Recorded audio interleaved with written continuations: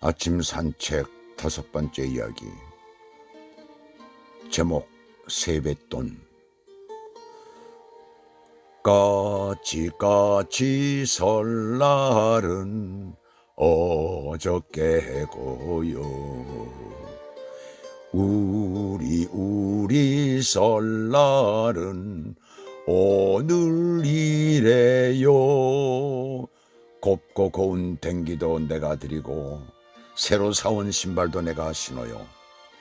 그렇게 설 전날 저녁과 설날 아침에 부르던 노래가 이미 70년이 흘러갔다.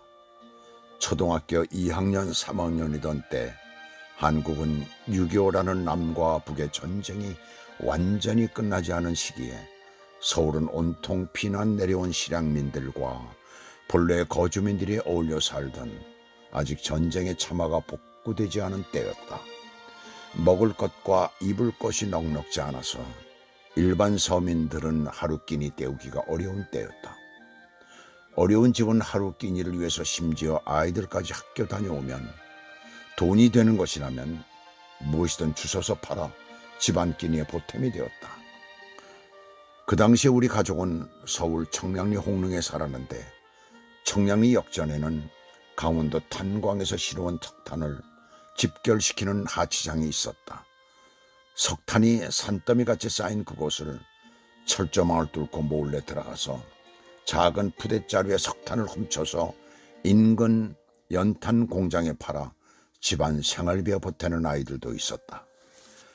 그렇다고 시골은 농사를 지으니까 먹고 사는데 문제가 없을 것이라고 생각하기 쉬운데 전쟁에 포화가 스쳐간 지역은 완전히 초토화가 되어서 땅을 다시 일궈야 하는 형편이라 힘은 들어서도 입에 풀칠이야 도시보다 나았지만 그 외의 형편은 조금도 나을 것이 없어 아이들 입힐 것, 신길 것 등은 도시보다 훨씬 못됐었다. 그래서 아이들 옷은 헝겊 조가리를 헤어진 부분에 대어 입혔고 양말은 성한 것이 없이 꿰매었는데 겨울철이면 꿰맨 데가 터져서 발가락이 삐져나온 것을 같은 반 여자아이가 볼까봐 안 보이게 하려고 애써 감추곤 했었다.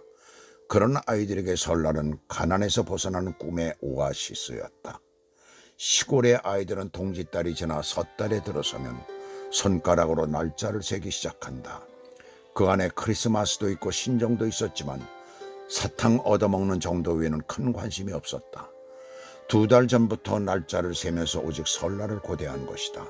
그것은 설날 전에 겨울철이라 하지 못했던 목욕도 하고 어른들이 설이라고 준비한 새옷, 새신, 양말, 털장갑 등을 선물로 받게 되고 그리고 설에는 평소에 잘 먹어보지 못한 고기를 비롯해서 여러 맛있는 음식들과 차례를 위해 먼 길을 마다않고 온 친척들을 만나보는 때이기 때문이다. 그야말로 설날이 한 해의 진정한 시작인 것이다. 그런데 도이지 아이들은 설을 기다리는 그림이 조금 달랐다.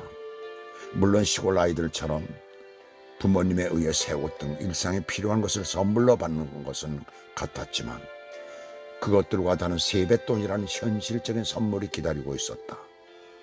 사실 그 당시에 아이들이 집에서 용돈을 받는다는 것은 웬만큼 잘 사는 집이 아닌다 하면 거의 없었다. 용돈은커녕 한 달에 한 번씩 학교에 내는 월사금, 그 당시는 학교 공부가 무료가 아니었다. 그것도 몇 달치씩 밀려내지 못하는 아이들이 많았다. 그런 형편이니 용돈은커녕 나 스스로 무엇을 산다는 것은 꿈도 꿀 수가 없는 때였다. 지금이야 필요한 것 있어 부모님에게 말하면 그 즉시 내가 살 수 있고 가질 수 있지만 그 꿈과 같은 용돈이 1년에 딱 한 번 설날에 세뱃돈이라는 이름으로 받을 수가 있으니 얼마나 기대감이 컸겠는가. 그래서 한 달 전부터 손꼽아 기다리던 설 전날 까치 설날이 되면 어느 집부터 세배를 다닐까 지도를 머릿속에 그려놓고 까치 설날은 12시 전에 잠이 들면 눈썹이 하얘진다는 말을 그대로 믿고 버티다가 잠이 들어버리곤 한다. 꿈에서 보자 세배 드리고 돈을 받는 꿈을 꾸면서 설날이 되면 어머니의 채근 소리도 없이 용수철처럼 벌떡 일어나서 모든 준비를 마치고 나면 그제서 늦게 일어나신 아버지의 어이없어 하시는 표정을 보면서 서두르다가 아버지의 걱정을 듣곤 했었다. 우리 집엔 차례가 없었기에 부모님께 먼저 세배를 드리면 자식들을 위해 미리 준비한 세뱃돈을 꺼내서 주시곤 하였다. 그 돈은 1년에 단 한 번 마음먹고 자식들 모두에게 넉넉하게 주시는 부모님의 마음이었다. 세배가 끝나면 온 가족이 종로 5가에 사시는 큰 댁으로 향한다. 큰 댁도 역시 차례를 지내는 일이 없었기에 여기서 설명을 하자면 우리 집안은 할아버지의 유언에 의해 제사나 차례를 지내는 일이 없었다. 할아버지는 살아생전에 조상님이라도 죽은 사람에게 무엇 때문에 절을 하고 제사를 지내냐고 하시면서 절대로 우리 집안은 제사를 지내지 말고 평소에 가족이 그리고 형제가 화목하라고 하셨다. 아마도 그 당시 대학을 졸업한 후 미국 선교사와 일을 했었던 집안의 첫 번째 그리스도인인 막내 고모님의 영향을 받으신 것이 아닌가 싶다. 그래서 제사나 차례가 없어 도착하는 즉시 할머님과 큰아버님께 세배를 드리면 큰아버님은 그 당시 제일 높은 단위의 화폐를 주시며 덕담을 해주시곤 하였다. 아버지 형제분들과 그 외의 어른들에게 새해 첫 인사를 올리고 온 친족이 다 모여 식사를 마친 후에 전날 머릿속에 그려놓은 세배 일정대로 가까이 사는 친척집을 향하여 요이 땅 하며 뛰기 시작하는 것이다.